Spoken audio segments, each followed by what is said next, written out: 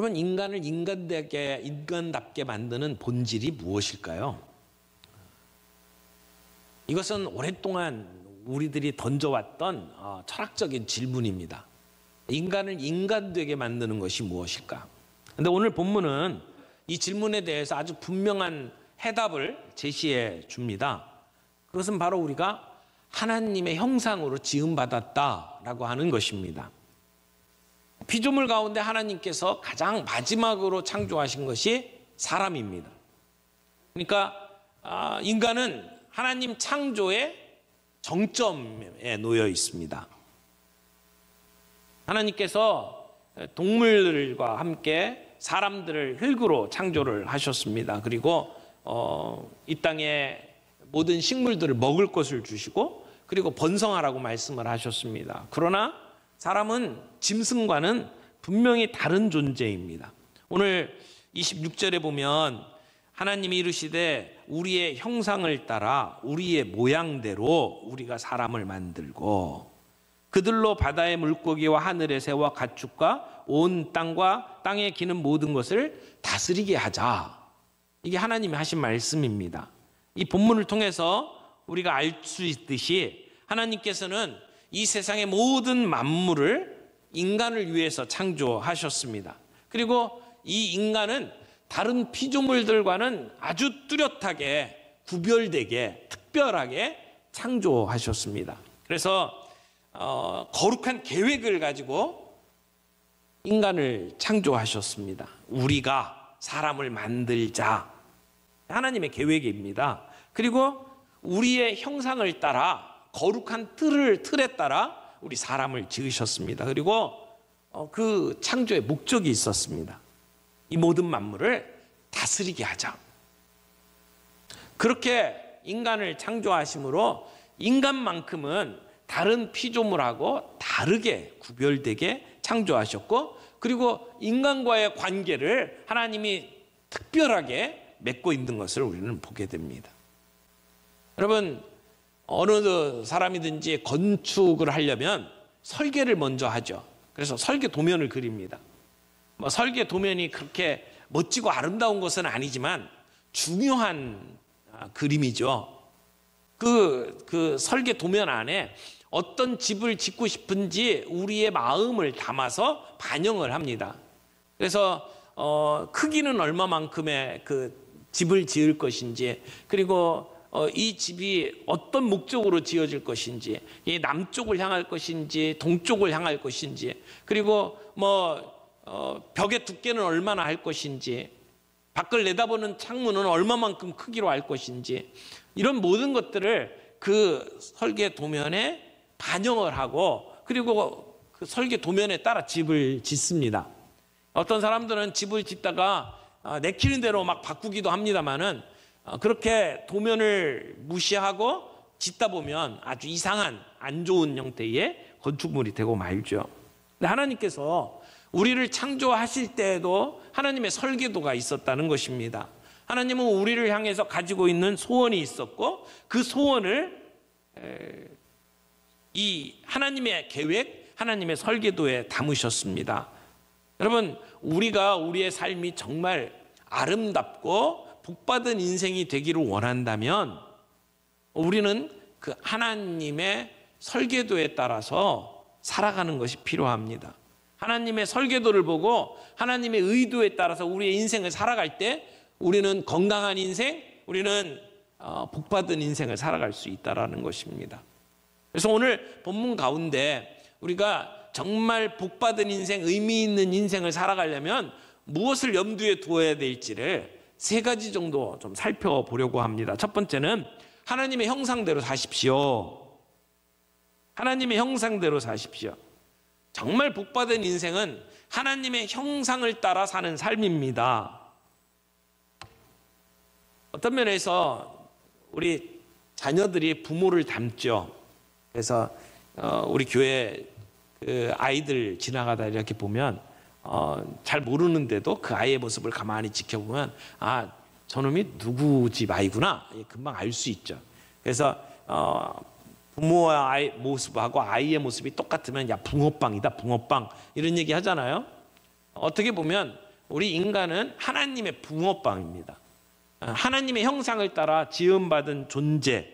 그래서 창조의 면류관이고, 그리고 하나님 보시기에 가장 좋은 하나님의 붕어빵이 우리 인간이다, 이렇게 말할 수가 있습니다.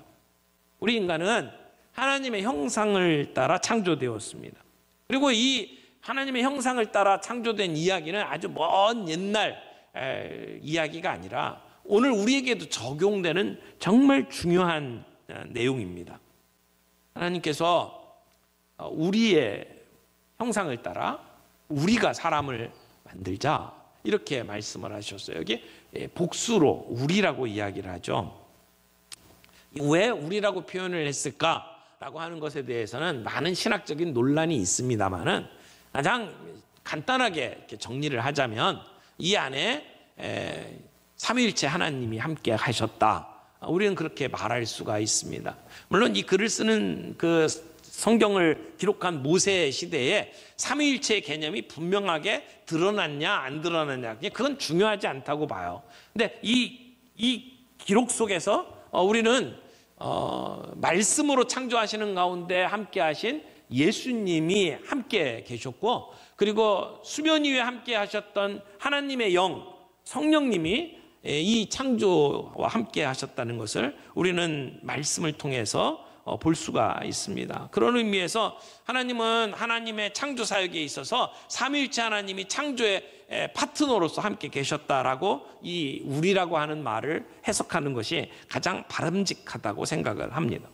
그런데 여기 하나님의 형상대로 하나님의 모양으로 우리를 지으셨다고 했는데, 형상과 모양이라는 것은 어떤 의미를 담고 있을까요?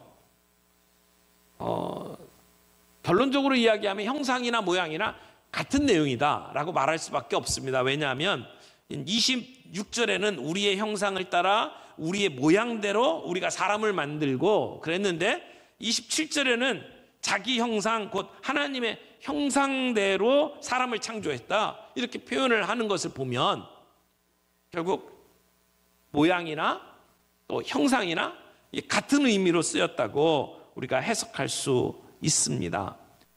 하나님의 형상이 드러날 때, 그때 우리는 가장 인간다운 삶을 살 수 있습니다.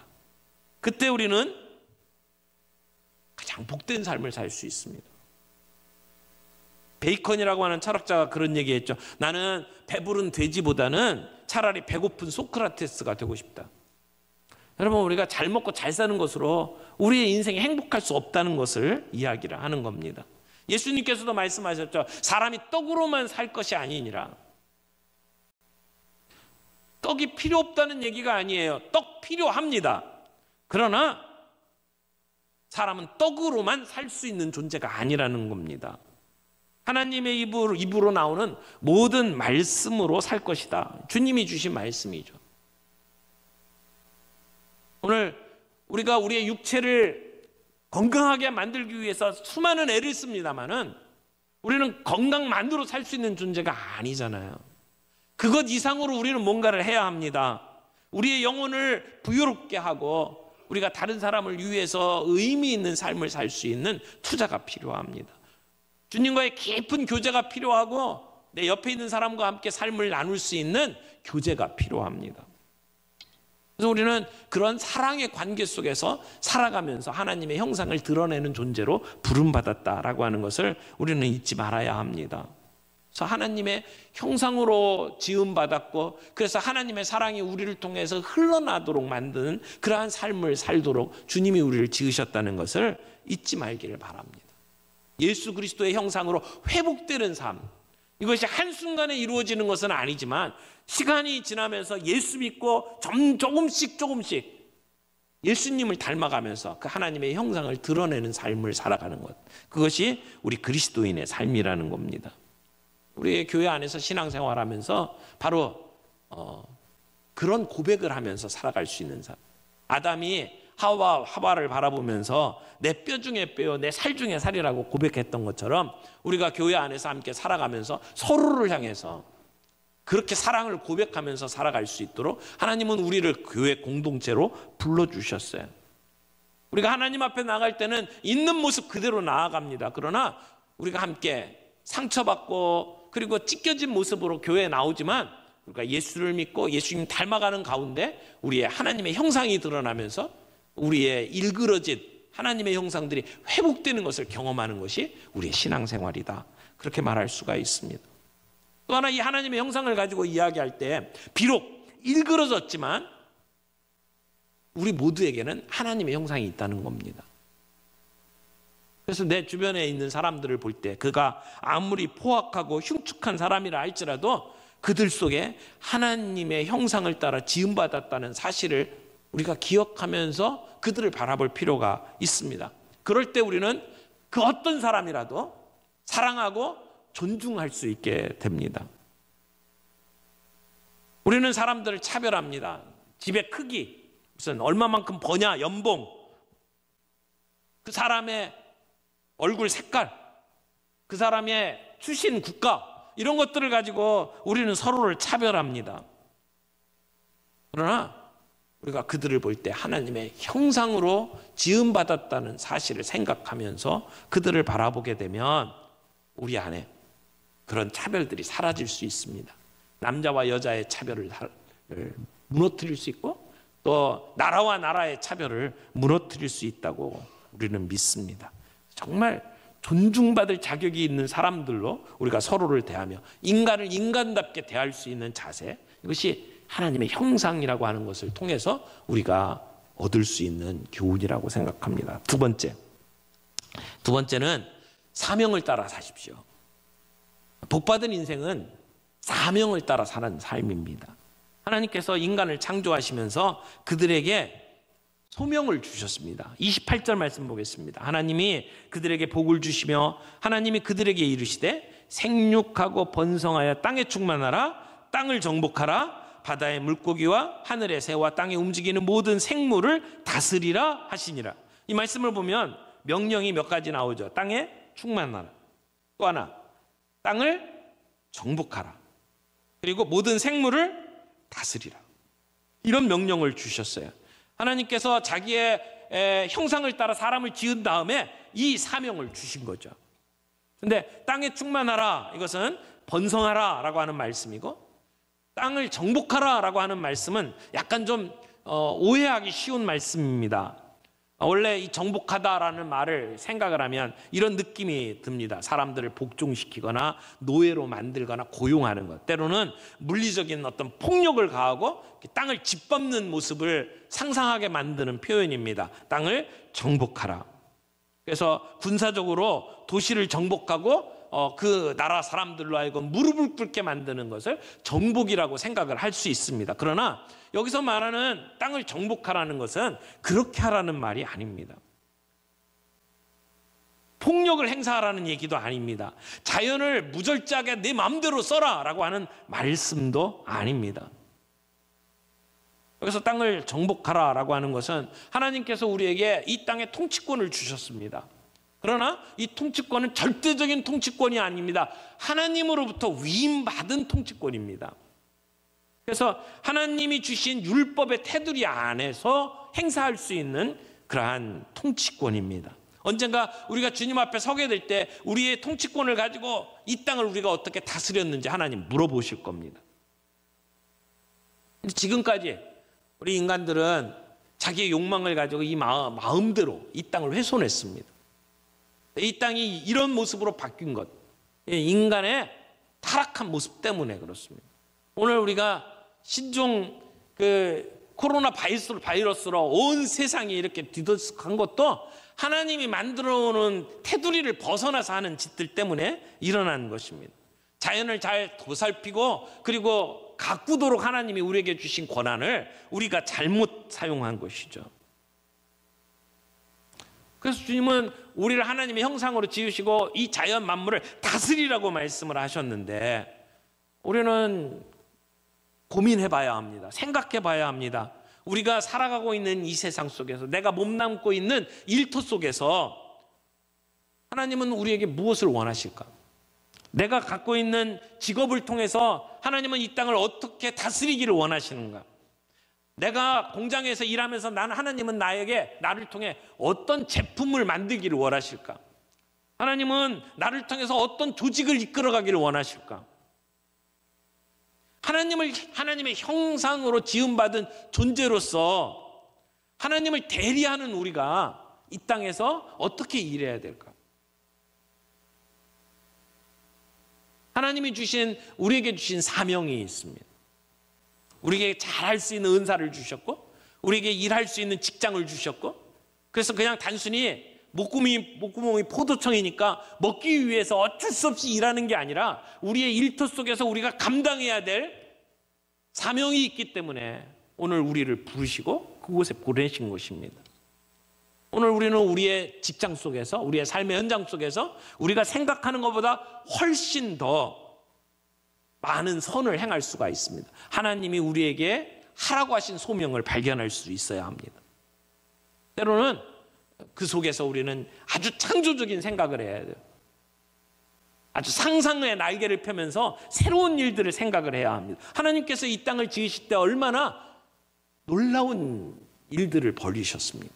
우리가 상상할 수 없는 일들을 하나님은 하셨어요. 하나님은 그런 면에서 너무너무 창의적인 분이에요. 우리가 하나님의 형상을 가지고 이 땅에서 일한다면 우리는 그 하나님과 같은 창의성을 가지고 이 땅에서 일할 필요가 있습니다.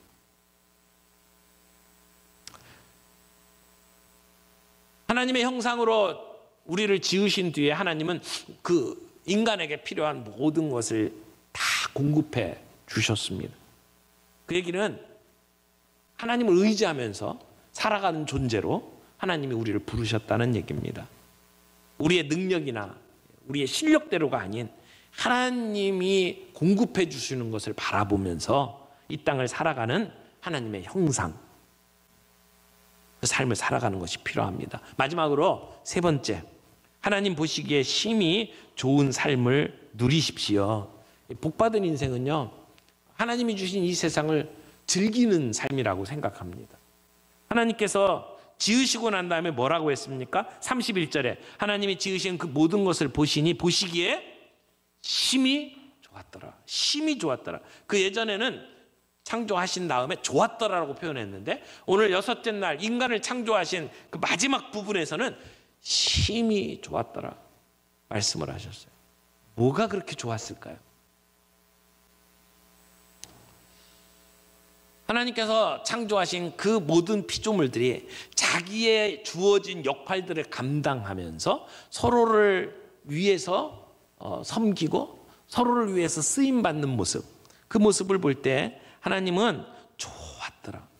각자 제 역할을 하는 모든 그 피조물들을 보시고 또 하나님이 지으신 인간을 보면서 하나님 보시기에 좋았더라. 그때의 모습은 어떤 존재가 다른 존재를 억압하는 그러한 모습이 아니었을 겁니다. 각자의 역할을 감당하는 더불어 살아가는 삶, 그것이 너무나도 아름다웠을 것입니다.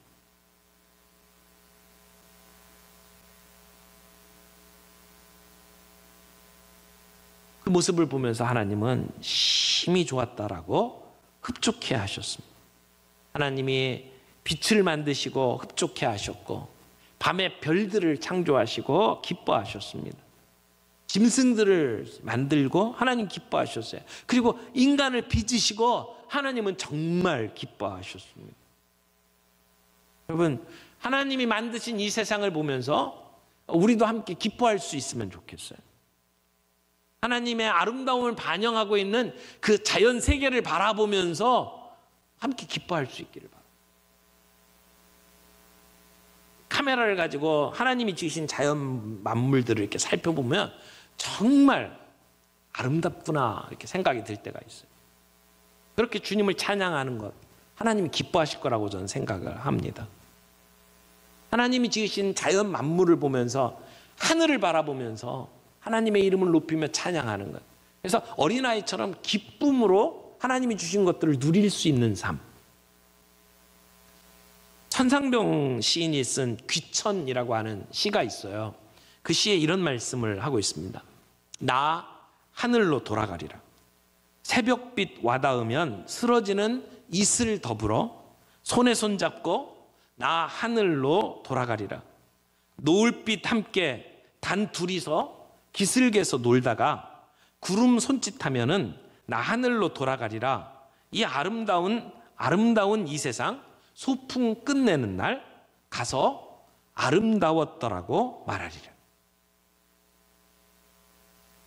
그분이 어떤 생각으로 이런 시를 썼는지 잘 이해는 못하지만 우리가 언젠가 주님 앞에 돌아가는 날, 하나님께서 우리에게 이 주신 이 땅에서의 삶을 다 마치고 하나님께 돌아갔을 때 하나님, 이 아름다운 세상 우리를 소풍 보내주신 것 감사합니다. 그 세상 정말 아름다웠습니다.